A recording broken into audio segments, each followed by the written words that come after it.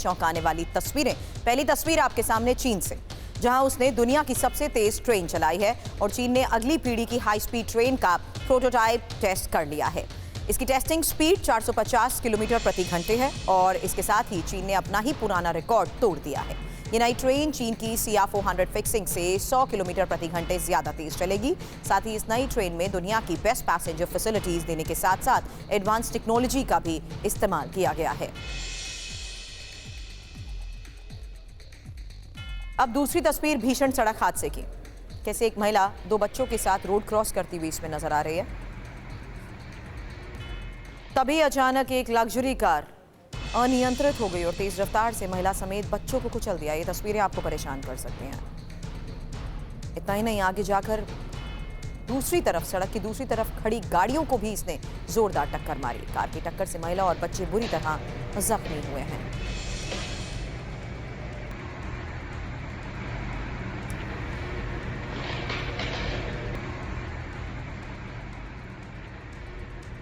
तीसरी तस्वीर जापान से आई। ये तस्वीर देखिए, जापान की वॉलीबॉल टीम के कोच बच्चों को अनोखी ट्रेनिंग दे रहे हैं और तस्वीरें देखकर ऐसा लग रहा है कि कोई इंसान नहीं बल्कि कोई रोबोट है। एक एक कर बच्चे आते गए और कई सेकंड्स में कोच उनके हाथों पर बॉल को हिट करते गए। इनकी टाइमिंग और इनके रिफ्लेक्सेस की हर कोई तारीफ कर रहा है।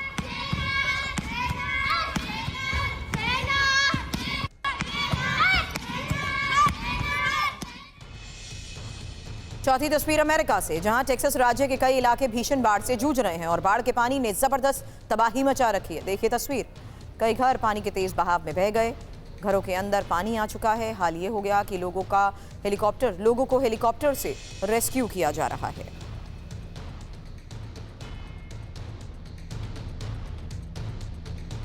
पांचवी तस्वीर उत्तराखंड से, उत्तराखंड के यमुनोत्री से। यमुनोत्री धाम के आसपास जमकर बर्फबारी की ये तस्वीरें सामने आई। यमुनोत्री धाम के हनुमान मंदिर के बाबा की अद्भुत साधना की ये तस्वीर आप देख रहे हैं। यहाँ पर बर्फबारी के बीच संत ने शंख बजाकर बर्फबारी का स्वागत किया।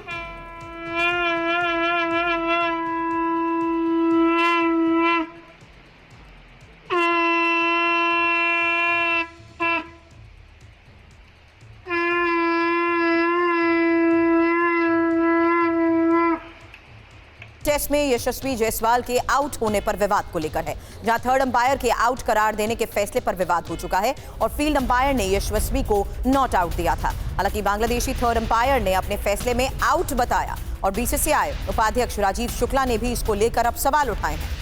यशस्वी स्पष्ट रूप से नॉट आउट थे, राजीव शुक्ला की तरफ से कहा गया। मेलबर्न टेस्ट में टीम इंडिया को 184 रनों से हार का सामना करना पड़ा है। बीजीटी सीरीज में ऑस्ट्रेलिया की टीम अब 2-1 से आगे हो चुकी है, लेकिन यशस्वी के आउट होने को लेकर हुआ विवाद, इस पर बात करने के लिए मेरे सहयोगी शिवेंद्र इस वक्त हमें ज्वाइन कर रहे हैं। हालांकि किस आधार पर दिया गया यह फैसला और इस फैसले को लेकर अब क्यों सवाल उठाए जा रहे हैं, यही शिवेंद्र से समझने की कोशिश करूंगी। लेकिन उससे पहले देखिए, आपको हम बताते हैं कि बीसीसीआई उपाध्यक्ष राजीव शुक्ला ने एक्स पर पोस्ट करके इस पूरे मामले पर क्या कहा है। राजीव शुक्ला ने कहा, यशस्वी जायसवाल स्पष्ट रूप से नॉट आउट थे। थर्ड अंपायर को इस बात पर ध्यान देना चाहिए था कि तकनीक का सुझाव दे रही है, क्या सुझाव दे रही है। फील्ड अंपायर का फैसला बदलते समय थर्ड अंपायर के पास ठोस कारण होना चाहिए। हालांकि मेलबर्न टेस्ट में थर्ड अंपायर विवाद पर कैप्टन रोहित शर्मा की तरफ से क्या कहा गया, ये भी जानिए। रोहित शर्मा का ये कहना है कि उस समय क्या हुआ, टेक्नोलॉजी में कुछ भी ठीक से दिखा ही नहीं। हालांकि उस पर कमेंटेटर्स ने भी कहा कि आप टेक्नोलॉजी का अगर इस्तेमाल कर रहे हैं तो टेक्नोलॉजी के आधार पर देखकर ये साफ पता लग रहा है कि वो नॉट आउट है। लेकिन जिस तरीके से इस पूरे मामले पर विवाद हो रहा है, एक एक इन्फॉर्मेशन आपके सामने, क्योंकि यशस्वी जायसवाल आखिर आउट हुए कैसे। 5वें दिन यशस्वी 84 रन पर बल्लेबाजी कर रहे थे और पैट कमिंस की गेंद पर कैच आउट की अपील की गई और कमिंस की बाउंसर पर गेंद विकेट कीपर के हाथों में गई। फील्ड अंपायर जोएल विल्सन ने नॉट आउट करार दिया और ऑस्ट्रेलिया ने फील्ड अंपायर के फैसले के खिलाफ ही रिव्यू मांगा। कहा यह जा रहा था कि रिव्यू में बल्ले और दस्तानों के पास स्निकोमीटर पर कोई भी हलचल नहीं थी और बांग्लादेशी थर्ड अंपायर सैयद शरफुद्दौला ने यशस्वी को आउट बताया। थर्ड अंपायर सैयद शरफुद्दौला ने फैसले पर ही स्टेडियम में दर्शकों का हंगामा, उसकी तस्वीरें भी सामने आई। लेकिन शिवेंद्र हमारे सहयोगी इस वक्त हमें ज्वाइन कर चुके हैं और शिवेंद्र, यही सवाल, आखिर इस फैसले पर किस आधार पर सवाल उठाए जा रहे हैं और किस आधार पर उन्होंने आउट करार दिया, ये भी समझाएं।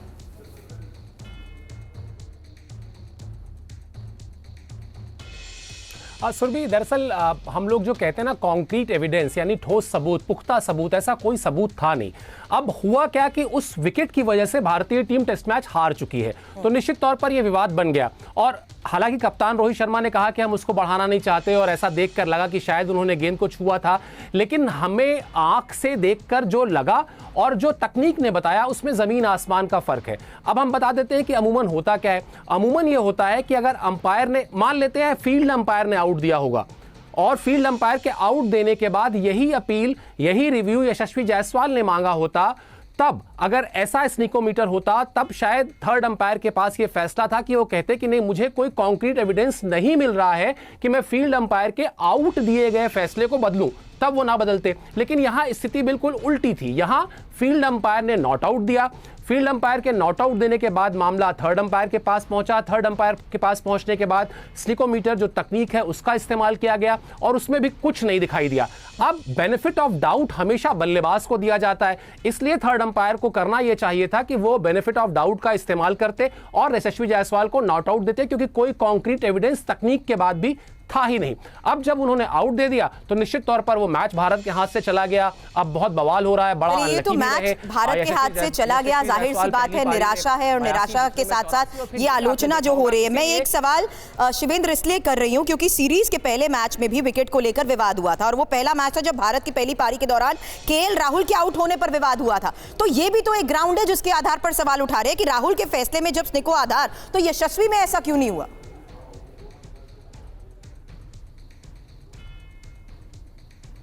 वही मैं कह रहा हूं कि कॉन्क्रीट एविडेंस या पुख्ता सबूत यही कहते हैं, आपको आउट नहीं दिया जा सकता था अगर आप उस नियम के तहत बात करें जहां पर आप कहते हैं पहली चीज कि अगर थर्ड अंपायर फील्ड अंपायर के फैसले को बदल रहा है तो उसके पास कोई पुख्ता सबूत होना चाहिए, जो इस केस में नहीं था। दूसरा बड़ा बेसिक रूल कहता है कि क्रिकेट में जब भी कोई डाउट है तो उसका संदेह का लाभ हमेशा बल्लेबाज को दिया जाना चाहिए, जो नहीं दिया गया। तो निश्चित तौर पर भारतीय टीम, जैसा हमने कहा भी कि भारतीय टीम मैच हार चुकी है तो विवाद हो रहा है। और फिर जो फैंस थे स्टेडियम में, अगर आपने देखा हो, तुरंत उन्होंने चीटर चीटर कहना शुरू कर दिया, बल्कि पोस्टर्स बनाकर उन्होंने दिखाया अपने आप को, अपने गुस्से को दिखाया। क्योंकि ये सीरीज के सिर्फ एक मैच की बात नहीं है, ये बात है उस अप्रोच की कि थर्ड अंपायर कैसे फील्ड अंपायर के फैसले को बिना किसी कॉन्क्रीट एविडेंस के बदल देता है। ऐसे तो फिर तकनीक भी आप नहीं मानेंगे तो फिर मानेंगे क्या, सवाल ये है। बिल्कुल, बहुत बहुत शुक्रिया शिवेंद्र हमें ज्वाइन करने के लिए और आसानी से समझाने के लिए कि आखिर क्यों इस पूरे मामले को लेकर विवाद और सवाल उठते रहे।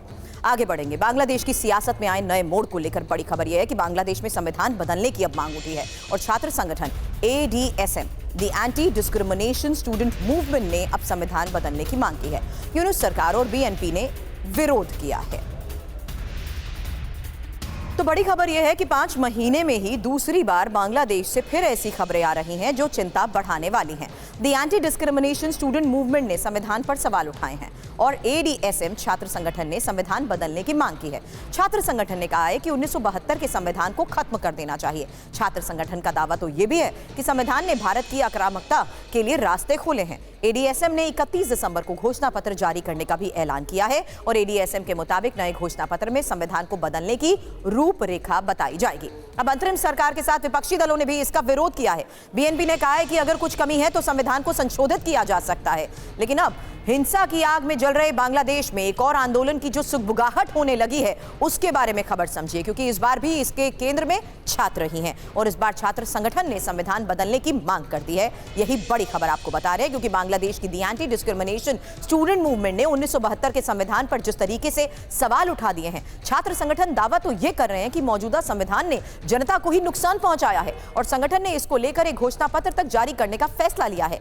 नया घोषणा पत्र 31 दिसंबर को जारी किया जाएगा। नए घोषणा पत्र में संविधान में बदलाव की रूपरेखा बताई जाएगी, लेकिन संविधान बदलने को लेकर एक बार फिर से छात्र और यूनुस सरकार आमने सामने है। अब बांग्लादेश की सरकार और विपक्षी दलों ने संविधान बदलने की मांग का विरोध किया है। ऐसे में छात्रों से टकराव बढ़ने की भी आशंका है। आगे बढ़ेंगे खबर साउथ कोरिया से, जहां जेजू एयर के एक और विमान में खराबी को लेकर बड़ी खबर सामने आई है और हवाई जहाज के लैंडिंग गियर में खराबी आई थी। हवाई अड्डे पर सुरक्षित लैंडिंग में यह सफल रहा। विमानों के पूरे बेड़े के निरीक्षण के भी अब आदेश दे दिए गए हैं। हालांकि 29 दिसंबर को हुई विमान की लैंडिंग की एक घटना की जो तस्वीरें सबने देखी हैं, एक और मामले को लेकर अब चिंता बढ़ती जा रही है, क्योंकि नए साल के आने से पहले कल दक्षिण कोरिया में हुए विमान हादसे ने पूरी दुनिया को अब झकझोर कर रख दिया है और विमान में 175 पैसेंजर्स और 6 क्रू मेंबर्स समेत 181 लोग सवार थे, जिसमें से 179 लोगों की जान चली गई, जबकि 2 लोगों को बचा लिया गया। प्लेन बैंकॉक से आ रहा था और एयरपोर्ट पर लैंड करने वाला था, लेकिन लैंडिंग गियर में खराबी की वजह से विमान के पहिए नहीं खुले और इमरजेंसी में विमान की बेली लैंडिंग कराई गई। इसके बाद हादसा हुआ। दक्षिण कोरिया के मुआन में जो हादसा हुआ उसे इस वर्ष का सबसे बड़ा हादसा माना जा रहा है और इस हादसे को लेकर पहली बार पूरी टाइमलाइन भी अब सामने आ चुकी है। जो इन्फॉर्मेशन अभी तक सामने आई है उसके मुताबिक सुबह का 5:27 का वक्त 29 दिसंबर की तारीख, जब एयर ट्रैफिक कंट्रोलर ने बर्ड स्ट्राइक का अलर्ट जारी किया। उसके बाद 5:28 पर 29 दिसंबर को ही सुबह पायलट ने मेडे इमरजेंसी का मैसेज भी भेजा, जो बात आपने अभी बयान में सुनी। साथ ही उसके बाद 5:30 बजे सुबह का वक्त, जब प्लेन ने रनवे पर उतरने की कोशिश की और विमान की लैंडिंग गियर ही नहीं खुले। हालांकि इमरजेंसी में बेली लैंडिंग कराई गई और प्लेन की बॉडी रनवे से टकरा गई, जिसकी तस्वीरें पूरी दुनिया ने देखी। हालांकि उसके बाद 5:33 का ही वक्त, जब फिसलते हुए बाउंड्री वॉल से इसकी टक्कर हुई और प्लेन में धमाका और आग लग गई। यही वजह है कि एक दर्दनाक हादसा हुआ। प्लेन में सवार 181 में से 179 लोग जिंदा जल गए। बचने वालों में एक क्रू मेंबर और एक यात्री बताए जा रहे हैं। फिलहाल आपको बता दें, जेजू एयर का विमान बैंकॉक से ही लौट रहा था। अब कल 29 दिसंबर को एक दो नहीं बल्कि 3 देशों से दर्दनाक खबरें आई और इससे पूरी दुनिया में कैसे सनसनी मच गई, क्योंकि पहले विमान हादसे की खबर दक्षिण कोरिया से आई, जहां पर लैंडिंग गियर में खराबी की वजह से ही विमान रनवे पर कैसे क्रैश हुआ उसकी तस्वीरें देखकर सभी दहल गए। वहीं दूसरा विमान हादसा कनाडा के हैलिफैक्स एयरपोर्ट पर हुआ, जहां टूटे लैंडिंग गियर के साथ ही विमान की लैंडिंग कराई गई। हालांकि हैरान करने वाली तस्वीरें जब दुनिया ने देखी तो देखिए, विमान की लैंडिंग गियर में आग लगी हुई साफ नजर आ रही थी और लैंडिंग के दौरान यात्रियों में हड़कंप मच चुका था। कुछ यात्रियों के घायल होने की खबरें जरूर हैं। हालांकि दक्षिण कोरिया जैसी तबाही कोई बात नहीं इसमें सामने आई है। 3 तस्वीरें एक साथ आपको दिखा रहे हैं, क्योंकि पिछले कई घंटों में जिस तरीके से ये तस्वीरें सामने आई हैं, सभी हैरान हैं, परेशान हैं, क्योंकि नॉर्वे के ओस्लो में भी सैंडफजोर्ड हवाई अड्डे पर विमान फिसल गया। ये एक और तस्वीर कुछ घंटे पहले सामने आई, जब लैंडिंग के दौरान विमान रनवे के सेफ जोन से बाहर आ गया और रनवे के किनारे घास वाली पट्टी के करीब ये बिल्कुल पहुंच गया। आपको बता दें, यात्रियों को विमान से सुरक्षित बाहर निकाल लिया गया। अब आपको बताते हैं कि पक्षियों का विमान से टकराना कितना खतरनाक होता है और इससे आर्थिक नुकसान भी कितने बड़े पैमाने पर हो जाता है, क्योंकि जिस तरीके से पूरे मामले की इन्वेस्टिगेशन हो रही है उसमें पक्षियों से टकराना एक बहुत बड़ी वजह बताई जा रही है। सबसे पहले यह भी जानना चाहिए कि पक्षियों के विमान से टकराने को तकनीकी भाषा में आखिर कहते क्या हैं। विमान से पक्षी के टकराने को बर्ड स्ट्राइक कहा जाता है। इसके अलावा बर्ड हिट या फिर बर्ड एयरक्राफ्ट स्ट्राइक हैजर्ड भी इसे कहा जाता है। इससे जुड़ी ज्यादातर घटनाएं तब होती हैं जब कोई पक्षी अचानक से विंड स्क्रीन से टकरा जाए या फिर जेट विमान के इंजन में वो फंस जाए। अकेले अमेरिका में ही सालाना 13,000 से ज्यादा बर्ड हिट के मामले हो चुके हैं। हालांकि इसमें नागरिक विमानों से जुड़ी बड़ी दुर्घटनाओं के मामले कम जरूर हैं, लेकिन आर्थिक नुकसान की यहां पर अगर बात करें तो ऐसी रिपोर्ट्स दावा करती हैं कि दुनिया भर में हर साल विमान कंपनीज को बर्ड हिट के कारण ही 7,000 करोड़ रुपए का भारी नुकसान होता है। तो विमान हादसों की जिस तरीके से ये तस्वीरें सामने आती हैं, जाहिर सी बात है विमान हादसे की जांच को लेकर जिस तरीके से दायरा बढ़ता है, ये जानने की कोशिश की जाती है कि इमरजेंसी लैंडिंग की ये सिचुएशन क्यों आई। हालांकि पक्षियों से टकराने की वजह को देखते हुए एक डिटेल हमने आपके सामने रखी, जिसके आधार पर यह साफ हुआ कि आखिर किस तरीके से बड़े विमान हादसे हुए हैं और विमानों के लिए आसमान में उड़ती दहशत को ही लेकर रिपोर्ट्स के जरिए ये दावे किए जा रहे हैं। हालांकि टेक्निकल ग्लिच के आधार पर जरूर पूरे मामले को लेकर जांच की जाती है, लेकिन उस वक्त की सिचुएशन क्या थी, इमरजेंसी लैंडिंग को लेकर क्यों कमांड आई, इसको लेकर भी जांच की जाती है। अब एक इंफॉर्मेशन आपके सामने रखते हैं और ये इंफॉर्मेशन है साल के बड़े विमान हादसों के बारे में, जहां 2024 में आपको बता दें 8 बड़े विमान हादसे हुए हैं। हालांकि जिस तरीके से ये विमान हादसे हुए हैं, पिछले कई घंटों में 3 जगहों पर विमानों में खराबी के बाद इमरजेंसी की जो सिचुएशंस है उसके बारे में भी आपको 3 तस्वीरें एक साथ हमने आपको दिखाई। लेकिन अब सवाल है कि इस वर्ष इतने विमान हादसे हुए क्यों, इस पर एक्सपर्ट्स क्या कह रहे हैं, सुनिए। वायु दुर्घटना के कई कारण हो सकते हैं। सबसे पहला तो जो कहते हैं हम ह्यूमन एरर या तो पायलट का एरर या एयर ट्रैफिक कंट्रोल का एरर या किसी और वजह से क्रू कोऑर्डिनेशन एरर, कभी कभी ग्राउंड मैकेनिक के एरर से भी हवाई हादसे हो जाते हैं। तो ये जो ह्यूमन एरर है वही सबसे ज़्यादा जो है इसका कॉज है, और जितने भी हम ह्यूमन एक्सीडेंट देखें उसमें कहीं ना कहीं एक ह्यूमन एरर का फैक्टर आ जाता है। दूसरा है टेक्निकल डिफेक्ट, मतलब जहाज में खराबी हो जाती है और उस खराबी की वजह से जहाज का कंट्रोल ठीक नहीं रहता और पायलट जो है उसको संभाल नहीं पाता और इस तरह से वो क्रैश हो जाता है। जैसे साउथ कोरिया में लगता है एक कॉम्बिनेशन ऑफ फैक्टर्स था। और तीसरा फैक्टर जो है वो बर्ड स्ट्राइक है। कभी कभी बर्ड्स की वजह से जब डैमेज हो जाता है जहाज तो फिर भी दुर्घटना हो सकती है। मटेरियल फेलियर, कभी जहाज का जो मटेरियल है वो फेल हो जाए। फिर कोलिजन जो हम कहते हैं कि मिड एयर कोलिजन, उसकी वजह से भी हादसे हो सकते हैं। तो ह्यूमन एरर, टेक्निकल एरर और बर्ड स्ट्राइक ये बड़ी वजह मानी जा सकती है विमान हादसों की। लेकिन इस साल के बड़े विमान हादसों के बारे में एक डिटेल आपके सामने, क्योंकि 2024 में 8 बड़े प्लेन क्रैश को लेकर खबर आई जिसमें 400 से ज्यादा लोगों ने अपनी जान गंवाई है। जिसमें दक्षिण कोरिया की मुआन की तस्वीरें 29 दिसंबर को पूरी दुनिया ने देखी, जहां जेजू एयरलाइन लैंडिंग के दौरान विमान क्रैश हुआ। वजह क्या? गियर बॉक्स में खराबी बताई जा रही है और 2 लोगों के इसमें घायल होने की खबर आई, जबकि 179 लोगों की जान चली गई। जबकि अक्टाउ जो कि कजाकिस्तान में 25 दिसंबर को अजरबैजान एयरलाइंस को लेकर खबर आई थी और यहां भी इमरजेंसी लैंडिंग के दौरान ही विमान क्रैश की तस्वीरें देखने को मिली। खराब मौसम इसकी वजह बताया गया, जिसमें 37 लोगों ने अपनी जान गंवाई जबकि 29 लोग घायल हुए। इसी के साथ खबर लुधियाना के विनियस एयरपोर्ट से भी सामने आई 25 दिसंबर को, जब DHL बोइंग 737 खराब मौसम की वजह से क्रैश हुआ, जिसमें एक शख्स की जान गई। वहीं ब्राजील के विनहेडो में भी 9 अगस्त को वोई पास एयरलाइंस को लेकर खबर आई, जहां संतुलन बिगड़ने से यह विमान क्रैश हुआ और 62 लोगों को अपनी जान गंवानी पड़ी। उससे पहले 24 जुलाई को नेपाल के काठमांडू से सौर्य एयरलाइंस की तस्वीरें हमने देखी, जब पोखरा जाते वक्त विमान क्रैश हुआ और 18 लोगों की इसमें जान गई। साथ ही अजरबैजान से भी खबर 19 मई को ज़ुल्फा से आई थी, जब ईरानी राष्ट्रपति का हेलीकॉप्टर क्रैश हुआ था। और इस वर्ष विमान हादसे की संख्या, क्योंकि पिछले कई सालों से ज्यादा है, मरने वालों की संख्या भी आपको बता दें पिछले वर्षों की तुलना में ज्यादा है। और इस हादसे के लिए कहीं तकनीकी खराबी तो कहीं ह्यूमन एरर्स जांच के बाद सामने आए हैं। ऐसे में जरूरी है कि हर स्तर पर चौकसी बढ़े और अगले वर्ष लोग सुरक्षित सफर कर सकें। अगली खबर लाइन ऑफ कंट्रोल से, जहां पर तापमान माइनस में है और पाकिस्तान में बैठे आतंकी लाइन ऑफ कंट्रोल के इलाके से आए दिन घुसपैठ की कोशिश करते हुए नजर आ रहे हैं। ऐसे में लाइन ऑफ कंट्रोल पर बर्फबारी में सेना के जवान किस तरीके से हमारी सीमाओं की सुरक्षा में जुटे हैं, ये जानने के लिए TV9 भारतवर्ष की टीम बॉर्डर के प्रहरियों के बीच पहुंची। देखिए अंकित भट्ट की ये रिपोर्ट। कपाती हुई ठंड, पारा 0 से भी कम और खून जमा देने वाली सर्दी।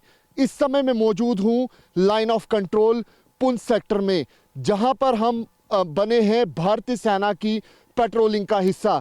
इस समय आप तस्वीरों में देख सकते हैं भारतीय सेना के जवान किस तरीके से लाइन ऑफ कंट्रोल के इलाके में यहाँ पर पेट्रोलिंग करते हुए नज़र आ रहे हैं, क्योंकि लगातार इस तरीके के चैलेंजेस यहाँ पर रहते हैं कि आतंकी लगातार ये प्रयास करते हैं कि लाइन ऑफ कंट्रोल या फिर अंतर्राष्ट्रीय सीमा से घुसपैठ करवाई जा सके।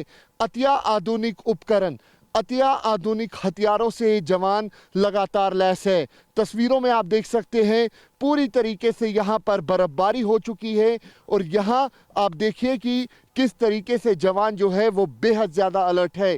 ठीक मेरे पीछे आप पहाड़ियाँ जो देख रहे हैं, ये लाइन ऑफ कंट्रोल का इलाका है। ठीक इस पहाड़ी के पीछे पाकिस्तान ऑक्यूपाइड कश्मीर का रावलाकोट इलाका आता है। जो ये ब्रिज है, यहाँ पर जो ये रिज है और इसी रिज के पीछे पाकिस्तान ऑक्यूपाइड कश्मीर का इलाका शुरू हो जाता है, जिसका नाम है रावलाकोट। सूत्र ये भी बताते हैं पाकिस्तान ऑक्यूपाइड कश्मीर के रावलाकोट इलाके में बिम्बर, मीरपुर, पड़ मोहल्ला, सीढ़ियाँ, उसके साथ साथ हाजी पीर सेक्टर, ये ऐसे इलाके हैं जहां पर आतंकियों ने कई लॉन्च पैड्स को एक बार फिर एक्टिव किया है। सूत्रों से मिली जानकारी के मुताबिक जिस तरीके से पाकिस्तान ऑक्यूपाइड कश्मीर में सेना के खिलाफ विरोध हो रहा है, ऐसे में हाल ही में ही पाकिस्तान ऑक्यूपाइड कश्मीर में आतंकी संगठन और पाकिस्तान की खुफिया एजेंसी ISI की एक बैठक भी होती है। इस बैठक में तय किया जाता है कि किस तरीके से आतंकियों तक ड्रोन के जरिए हथियार पहुंचाना है, किस तरीके से आतंकियों की घुसपैठ करवानी है। सूत्र ये भी बताते हैं कि लाइन ऑफ कंट्रोल के उस तरफ 200 से 300 नए SHG कमांडोज को डिप्लॉय भी किया गया है। लाइन ऑफ कंट्रोल का इलाका है। तस्वीरों में आप देखिए कि किस तरीके से जवान यहाँ पर बेहद ज़्यादा अलर्ट है, अत्या आधुनिक हथियार और अत्या आधुनिक उपकरण लिए। ये पुंछ सेक्टर का इलाका है, बर्फबारी हो चुकी है और ऐसे में जवान बेहद ज़्यादा अलर्ट है। मकसद जवानों का यही है कि किसी भी तरीके से आतंकी तो क्या हमारी सरहदों में कोई परिंदा भी पर ना मार सके। साल 2025 आने वाला है, ऐसे में जवान बेहद ज़्यादा अलर्ट है क्योंकि पाकिस्तान ऑक्यूपाइड कश्मीर में एक बार फिर आतंकियों ने अपने लॉन्च पैड्स और ट्रेनिंग कैंप्स को एक्टिवेट किया है। जो आप रिच देख रहे हैं, इसी रिच के पीछे रावलाकोट यानी कि पाकिस्तान ऑक्यूपाइड कश्मीर का इलाका शुरू हो जाता है। यहाँ पर सूत्र बताते हैं कि 17 ट्रेनिंग कैंप और 37 लॉन्च पैड्स को एक्टिव किया गया है और इसी के चलते लाइन ऑफ कंट्रोल के इलाके में सेना के जवान किस तरीके से यहाँ पर अलर्ट है, ये दिखाने की कोशिश में हम लाइन ऑफ कंट्रोल के इलाके में पहुँचे और आपको दिखा रहे हैं कि किस तरीके से भारतीय सेना के जवान इन इलाकों में बेहद ज़्यादा अलर्ट मोड पर है। लाइन ऑफ कंट्रोल से हमारे सहयोगी अंकित भट्ट की आप रिपोर्ट देख रहे थे कि किस तरीके से जवान हर हालात में पूरी तरीके से अलर्ट हैं। यही वजह है कि भारतीय सेना के जवान अब तीसरी आंख की मदद से भी पूरे लाइन ऑफ कंट्रोल पर नजर बनाए रखते हैं। जब फॉरवर्ड इलाके में भारतीय सेना के जवान ऑपरेशंस में निकलते हैं तो त्रिनेत्र ड्रोन के जरिए आसमान से भी नजर बनाए रखते हैं। इस समय मैं मौजूद हूं 25,000 फीट की ऊंचाई पर लाइन ऑफ कंट्रोल के इलाके में बर्फबारी हो चुकी है और ऐसे में आप देखिए कि ये अत्या आधुनिक ड्रोन किस तरीके से भारतीय सेना के लिए तीसरी आंख का काम कर रहा है। तस्वीरों में आप साफ तौर पे देख सकते हैं, जब एडवांस पार्टी आगे की तरफ जाती है तो ये ड्रोन जो है ये इन जवानों के लिए सहारा बनता है ताकि पूरे इलाके को सैनिटाइज किया जा सके और पूरे इलाके में ये देखा जा सके कहीं यहाँ पर कोई आतंकी तो नहीं छुपा। साल 2024 में कई आतंकी हमले हुए, कई आतंकियों को सुरक्षा बलों ने ढेर किया। इस समय जम्मू कश्मीर में तकरीबन 119 आतंकी सक्रिय हैं, 61 आतंकियों को सुरक्षा बलों ने ढेर किया है। ज्यादातर आतंकी पाकिस्तानी बताए जा रहे हैं। उन्हीं के खात्मे के लिए जम्मू कश्मीर के अलग अलग जिलों में लगातार सुरक्षा बल महा ऑपरेशन चला रहे हैं। वही तस्वीरों में आप देखिए कि लाइन ऑफ कंट्रोल के इलाके में सफेद चादरों से किस तरीके से यहाँ पर बर्फबारी हो चुकी है और ऐसे में अत्या आधुनिक हथियार, अत्या आधुनिक उपकरण लिए भारतीय सेना के जवान किस तरीके से यहाँ पर पेट्रोलिंग कर रहे हैं। ड्रोन क्योंकि एक एडवांस टेक्नोलॉजी है और ऐसे में आप देखिए कि सेना के जवान किस तरीके से यहाँ पर पेट्रोलिंग करते हुए नजर आ रहे हैं, किस तरीके से इलाके को सैनिटाइज किया जा रहा है। पहले ड्रोन पूरे इलाके में यहाँ पर विजुलाइज करता है और यहाँ कहीं कोई आतंकियों की हरकत तो नहीं। यहाँ पर आप देखिए कि ये मॉनिटरिंग है, ये वो मॉनिटरिंग पॉइंट है जिस पर पूरी सर्वेलेंस की जाती है। ये देखा जाता है कि कहीं कोई आतंकी इस इलाके में तो नहीं छुपा। तस्वीरों में भी आप साफ तौर पे देख सकते हैं कि किस तरीके से सेना का जवान जो है वो यहाँ पर मॉनिटरिंग करते हुए नजर आ रहा है। अत्या आधुनिक हथियार, अत्या आधुनिक उपकरण लिए ये जवान लगातार सैनिटाइज कर रहे हैं। ये वो अत्या आधुनिक ड्रोन है जो दिन हो या रात इसी तरीके से हाईटेक विजुअल जो है वो इस मॉनिटर के अंदर सर्वेलेंस किया जाता है। ये जो इलाका है ये पूरा लाइन ऑफ कंट्रोल का इलाका है, पीर पंचाल का इलाका है और ठीक इस रीच से उस तरफ पाकिस्तान ऑक्यूपाइड कश्मीर शुरू हो जाता है। हालांकि अफगानिस्तान और पाकिस्तान के बीच जिस तरीके से तनाव बना हुआ है, ऐसे में सुरक्षा बल लाइन ऑफ कंट्रोल के इलाके में भी अलर्ट है। वजह है क्योंकि पाकिस्तान ऑक्यूपाइड कश्मीर में जिस तरीके से सेना के खिलाफ लगातार बगावत हो रही है, ऐसे में सुरक्षा बल लाइन ऑफ कंट्रोल और अंतर्राष्ट्रीय सीमा के इलाके में बेहद ज़्यादा अलर्ट हैं। सुरक्षा बल कोई भी चूक नहीं लेना चाहते हैं। यही वजह है कि लगातार अत्याधुनिक उपकरण, अत्याधुनिक हथियारों से लैस जवान जो हैं वो यहाँ पर सर्विलांस करते हुए नज़र आ रहे हैं, ताकि हमारे इलाके में पाकिस्तान द्वारा पाले गए आतंकी जो है अपने किसी भी साजिश में कामयाब ना हो सके। और इस वक्त की बड़ी खबर का रुख करते हैं। दिल्ली की सीएम आतिशी इस वक्त प्रेस कॉन्फ्रेंस कर रहे हैं, आइए सुनते हैं। एंड किया जाएगा।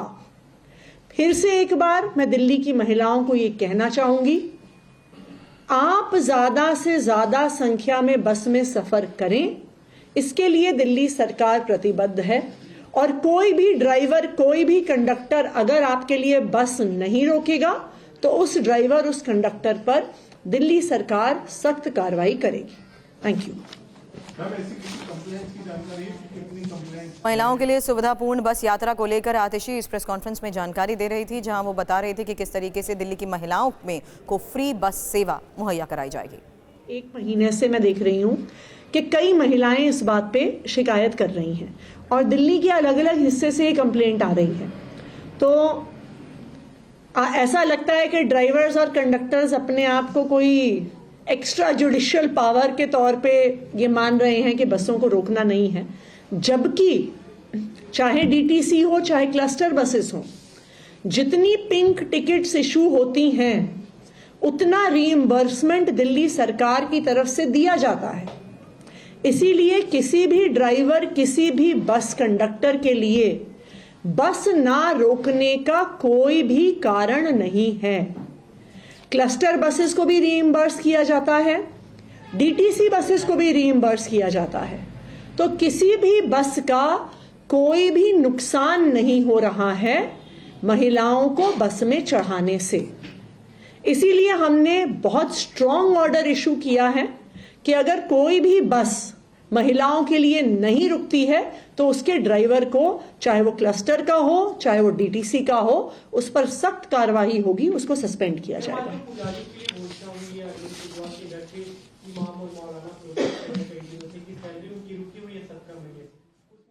आपको पता लगेगा कि मकान संख्या है ए, केवल ए लिखा हुआ है और इसमें ए में एम अब्दुल सुभान, फरीदा बेगम, सलमा सुभान, आरिफ सुभान, जावेद सुभान, शहनाज सुभान, ये सारे लोग यहां रहते हैं। और ऐसे ही इसी के साथ ही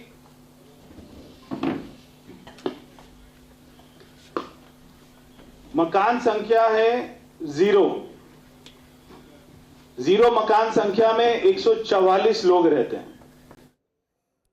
तो दो प्रेस कॉन्फ्रेंस इस वक्त हो रही हैं, जहां अभी फिलहाल परवेश वर्मा वोटर लिस्ट को लेकर ये जानकारी मीडिया के सामने क्या रख रहे हैं इस बारे में आपको अपडेट करेंगे। लेकिन अब से थोड़ी देर पहले दिल्ली की सीएम आतिशी, जिन्होंने बताया कि किस तरीके से महिलाओं को बस में फ्री सुविधा का लाभ हुआ है और बाकायदा यही पिछले कई दिनों से आम आदमी पार्टी कर रही है कि महिलाओं के लिए जो स्कीम चलाई गई हैं उनमें उनको कितना लाभ हुआ है, उसी के बारे में तमाम तथ्य भी रिकॉर्ड्स के तौर पर सामने रख रही हैं। और फिलहाल सुविधापूर्ण यात्रा को लेकर अब से थोड़ी देर पहले ही सीएम आतिशी यहां मीडिया से मुखातिब हो रही थी। इन दोनों बड़ी खबरों पर आगे भी आपको अपडेट करते रहेंगे, लेकिन इस बीच एक और सबसे बड़ी खबर है संभल से, जहां पर संभल पहुंचा एसपी नेताओं का डेलीगेशन और हिंसा पीड़ितों के परिवार को मदद दी। आपको बता दें, माता प्रसाद पांडे ने 5-5 लाख का चेक सौंपा है और हिंसा में मारे गए मृतकों के परिवार के साथ मुलाकात की तस्वीर भी हम आपको दिखा रहे हैं। हमारे तमाम सहयोगी इस मुलाकात पर भी नजर बनाए हुए हैं। संभल के हालात से तो लगातार हमारे सहयोगी हमें जानकारी दे ही रहे थे, लेकिन इस बीच अब से थोड़ी देर पहले की ये वो तस्वीरें सामने आई हैं जब हिंसा पीड़ितों के परिवार से एसपी डेलीगेशन ने मुलाकात की और संभल पहुंचे एसपी नेताओं की ये तस्वीर आप देख रहे हैं, जहां माता प्रसाद पांडे ने 5-5 लाख का चेक सौंपा है और हिंसा में मारे गए लोगों के परिवार वालों के साथ मुलाकात की ही ये तस्वीर सामने आई है। अभिजीत हमारे सहयोगी हमें ज्वाइन कर चुके हैं। अभिजीत, इनसे इस बारे में कोई बात हुई, क्योंकि इस पूरे मामले को लेकर कई बार सवाल उठाए गए।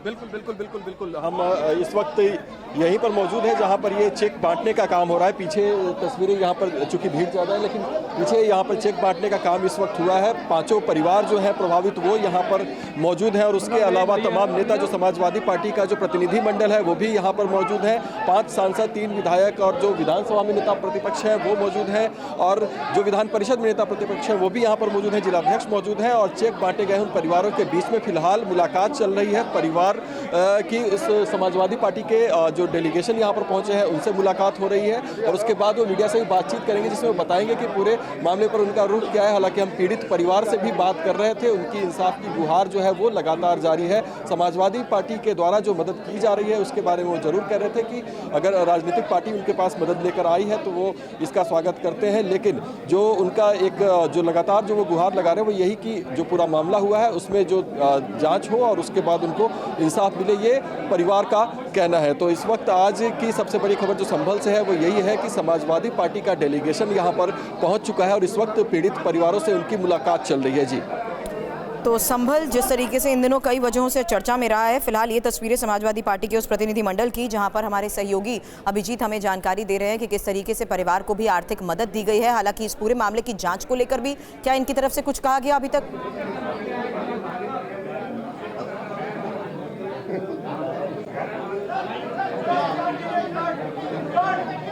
समाजवादी पार्टी की तरफ से तमाम बयान पहले भी आते रहे हैं। हालांकि आज जब प्रतिनिधि मंडल यहां पर पहुंचा है तो अभी चेक वितरण की कार्रवाई के बाद परिवारों से मिलने के बाद वो मीडिया से जरूर बात करेंगे, उसमें कुछ टिप्पणी सामने आएगी। अभी तक कोई प्रतिक्रिया इस पूरे मामले में सामने नहीं आई है। हालांकि जो आरोप है वो हमेशा जो समाजवादी पार्टी की तरफ से घटना के बाद से ही लगातार लगते रहे, हमलावर रही है सरकार के प्रति समाजवादी पार्टी, और जो भी गतिविधियाँ संभल में उसके बाद चलती रही हैं उसकी आलोचना लगातार जो है वो जो विपक्ष की तरफ से यहाँ पर उत्तर प्रदेश में भी देखने को मिला है। और अखिलेश यादव जो समाजवादी पार्टी के नेता हैं वो भी लगातार सवाल खड़े करते रहे। पुलिस की कार्रवाई की बात करें या फिर जांच परिवार से मुलाकात के बाद मीडिया से मुखातिब होते हुए उनकी तरफ से क्या कहा जाता है इस बारे में आगे आपसे अपडेट लेंगे। शुक्रिया पूरी जानकारी के लिए अभिजीत आपका।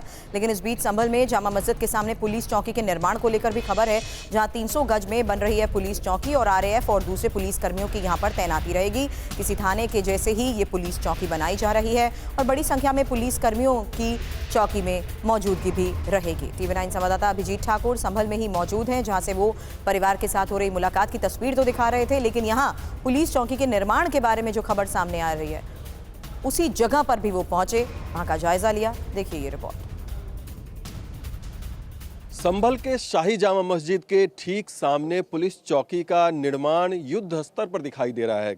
शनिवार को 11 बजे भूमि पूजन और विधिवत पूजा के साथ इसके निर्माण का काम शुरू हुआ था और अभी का जो स्टेटस है वो हम आपको दिखाना चाहेंगे। आप देख सकते हैं कि यहाँ पर आपको चारों तरफ मजदूर काम करते हुए दिखाई देंगे, दीवारों की चिनाई होती हुई आपको दिखाई देगी, सरिये भी खड़े हो गए हैं, पिलर की ढलाई होने वाली है यहाँ पर और काम लगातार यहाँ पर चल रहा है।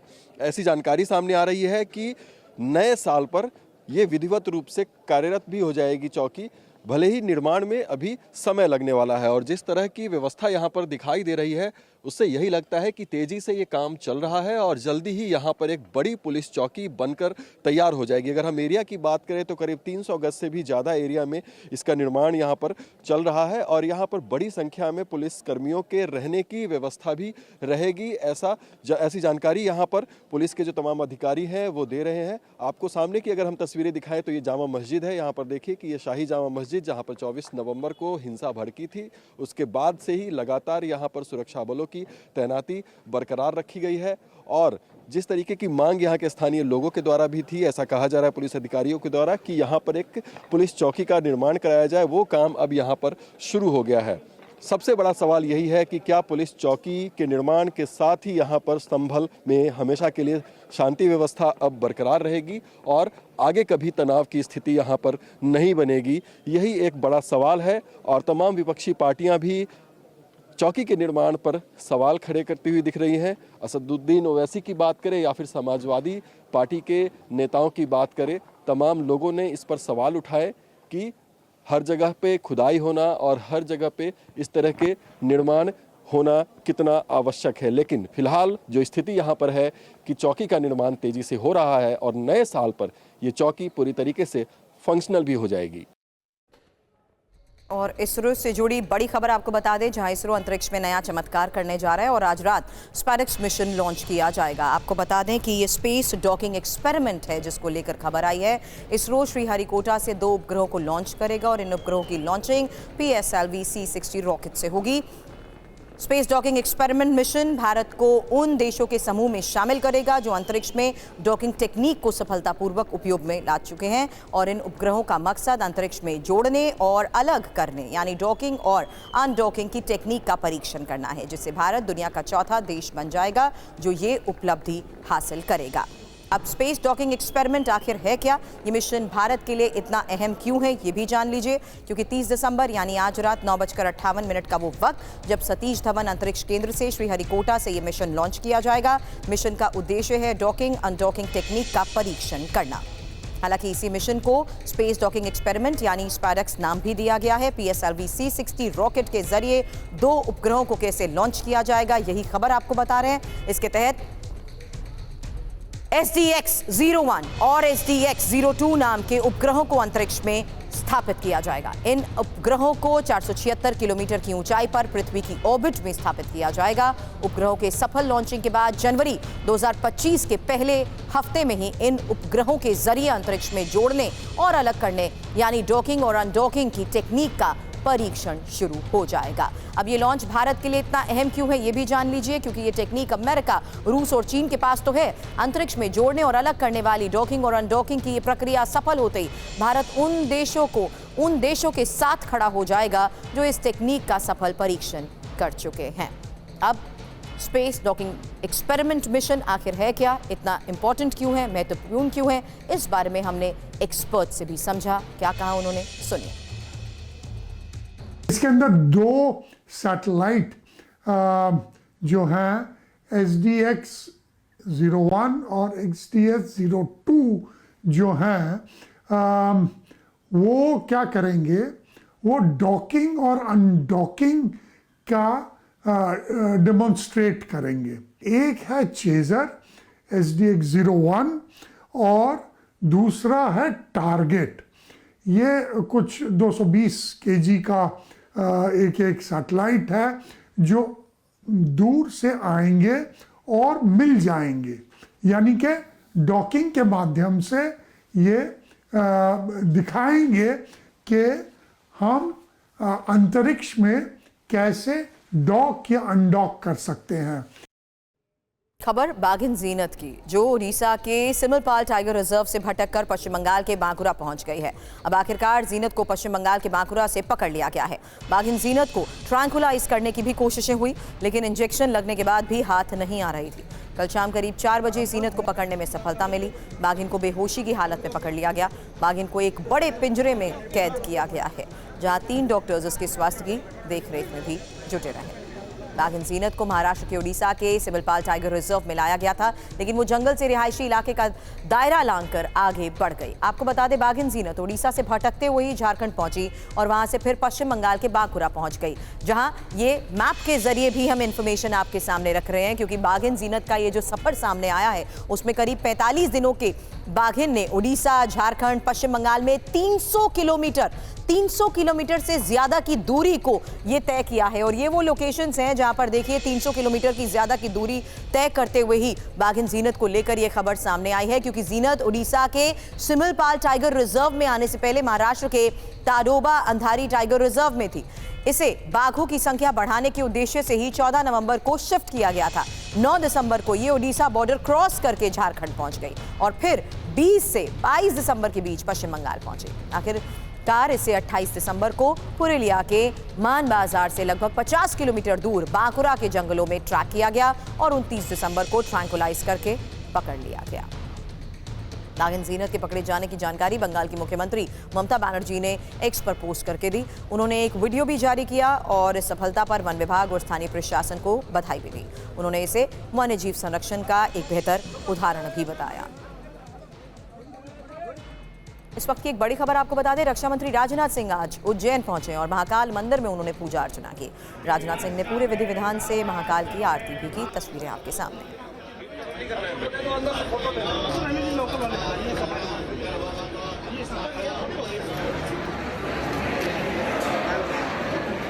तो महाकाल मंदिर में रक्षा मंत्री ने किस तरीके से पूजा अर्चना की, उसी की तस्वीर आपको दिखा रहे हैं।